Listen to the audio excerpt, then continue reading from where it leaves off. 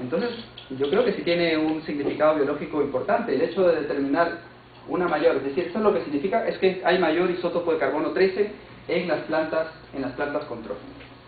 Perdón, hay menor, sí, porque este valor es negativo. Hay menor concentración del isótopo carbono 13 en las plantas control, mientras que hay una mayor concentración del isótopo carbono 13, una mayor de esta concentración, perdón, en los tratamientos de riego. ¿De acuerdo? Bueno, aquí podríamos decir, y de hecho hay papers, hay artículos que les sale esto y dicen, bueno, pues las plantas entonces que son sometidos a tratamiento de riego son, digamos, más eficientes en el uso del agua. Entonces, bueno, en fin, esto puede ser o no cierto, ya veremos ahora cómo discutimos este aspecto. En todo caso, ya vamos a los mecanismos. El área específica foliar básicamente dependerá de si la hoja es más coriácea, o sea, es más esclerófila, también se le llama, o si es más gruesa, que no necesariamente es lo mismo. Las plantas o las hojas suelen manifestar una mayor esclerofilia o son más gruesas, sobre todo cuando van a sintetizar compuestos de carbono secundario, ¿de acuerdo? Harán una cutícula más gruesa, por ejemplo, van a sintetizar fenoles, ¿sí? O tendrá más lignina o tendrá más nervadura. Eso hace que las hojas sean menos apetecibles para herbívoros, o incluso los fenoles como tal causarán daño en el tracto digestivo de los herbívoros.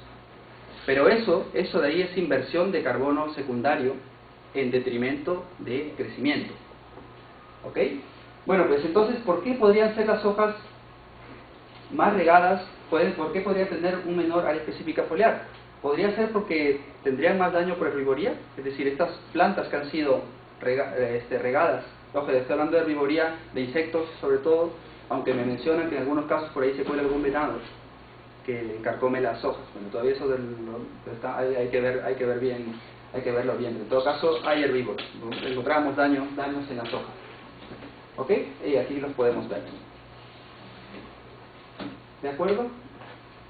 Bueno, pues el inverso de la área específica foliar, por lo tanto, dependerá de esta variable. Tiene dos componentes: la densidad de masa foliar y el grosor de las hojas. ¿De acuerdo? Un mayor grosor de las hojas implica un mayor parénquima. Una mayor densidad de masa foliar implica que una unidad de volumen de la hoja pesa más. ¿Ok? Si nosotros, por ejemplo, hacemos un corte de 1 milímetro cúbico de una hoja comparada con otra, una que tiene un menor SLA, ese volumen pesará más. Y pesará más por lo que les digo, porque tendrá mayores compuestos de carbono secundario, mayores fibras, nuevamente mayor lignina, etc. ¿De acuerdo? Bueno, pues si es que esta hipótesis de por qué las plantas regadas son más gruesas o por lo menos es cierta, o le damos más peso a esta hipótesis, tendríamos que tener una mayor densidad de masa foliar en las hojas, o por lo menos la densidad de masa foliar es la que tendría que explicar el área específica foliar. ¿Ok? Bueno, pues cuando realizamos el análisis del porcentaje de daño, no encontramos diferencias significativas entre las plantas control y las plantas que fueron sometidas a riego. ¿Ok? La concentración de carbono sí nos da una relación significativa, es decir, hay algo menos de carbono en las plantas control que respecto a los tratamientos. Nosotros esperamos que, obviamente, si es que hay una mayor esclerofilia, una mayor grosor en las hojas son más coriáceas, tendríamos que tener mayor carbono. Bueno, pues esto más o menos se va cumpliendo. Esto nos podría decir que sí, esto podría ser uno de los factores que están detrás de este patrón. Por otro lado, el otro factor que determinará que una hoja tenga un menor SLA también es el grosor. ¿De acuerdo? Si estas hojas tienen, digamos, más recursos, de alguna manera pues harán que su mesófilo sea más grueso, de tal manera que puedan procesar mayor cantidad de luz. ¿Ok? Entonces podrían ser más eficientes en la captación de luz. Ese podría ser otra hipótesis, y por eso son más gruesas. De hecho, el grosor, ya lo veremos luego, es un factor dentro del SA determinante en diferentes ambientes lumínicos. Cuando hacemos nuestro análisis de regresión para ver cuál de estas dos variables explica mejor el inverso del SLA, nos encontramos que es el grosor el que explica más este SLA. Entonces, aquí, al parecer digo, esta es la hipótesis que va tomando un poco mayor fuerza. Es decir, al aparecer estas plantas que son más regadas, como vuelvo a repetir, van a crear un mayor mesófilo para poder, digamos, asimilar o por lo menos procesar mejor la luz y poder en ese caso realizar mayor fotosíntesis.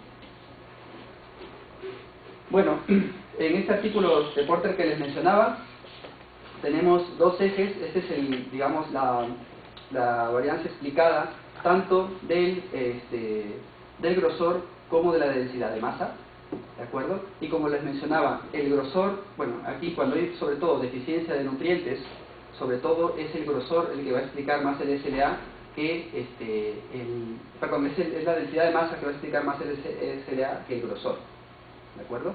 Cuando ocurre un déficit hídrico, vemos que la densidad de masa foliar explica casi el 50%, mientras que menos del 40% es explicado por el grosor.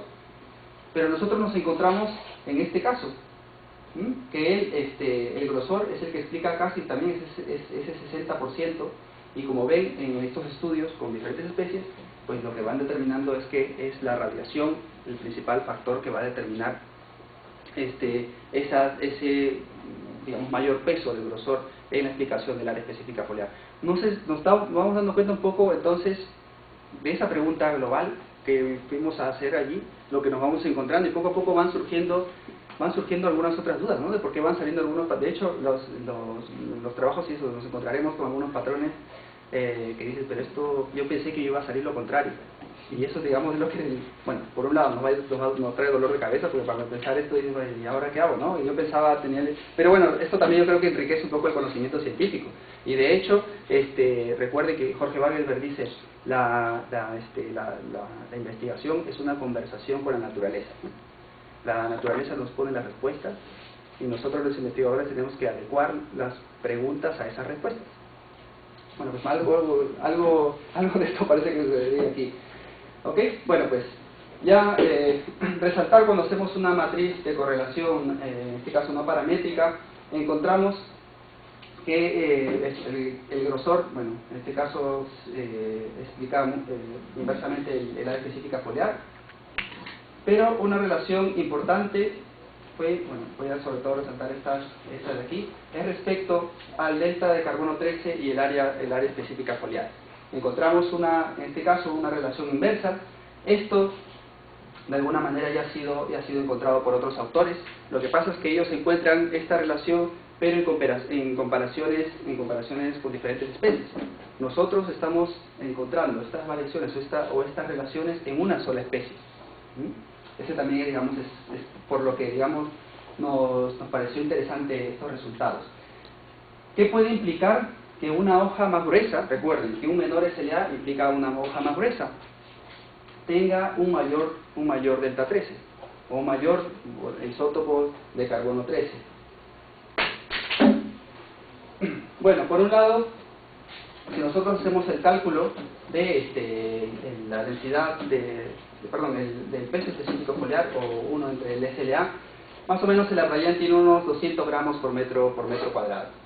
¿Okay? Por ejemplo, en un estudio de Ulo Nienemans en plantas esclerófilas leñosas de Australia, tenían un valor de 1 entre SLA, o el inverso del SLA, entre 66 a 313, con lo cual el arrayán pues estaría, digamos, en su rango de plantas con mayor esclerófila o con menor SLA, ¿no? De hecho, se encontraría por aquí, más o menos, dentro de estos grupos funcionales.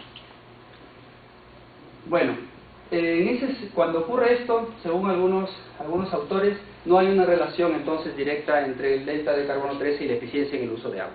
¿Por qué? Porque, como les mencionaba, se asume, no voy a explicar todo esto porque solamente es algo lo más relevante, se asume de que cuando hablamos de esta fórmula, de que la conductancia del mesófilo es, digamos, es decir, las trabas que tiene que pasar el CO2 para llegar a los puntos de carboxilación, se asume que no hay ninguna traba. Pero sobre todo cuando hablamos de hojas gruesas, ese CO2 va a encontrar más trabas para llegar a los sitios de carboxilación.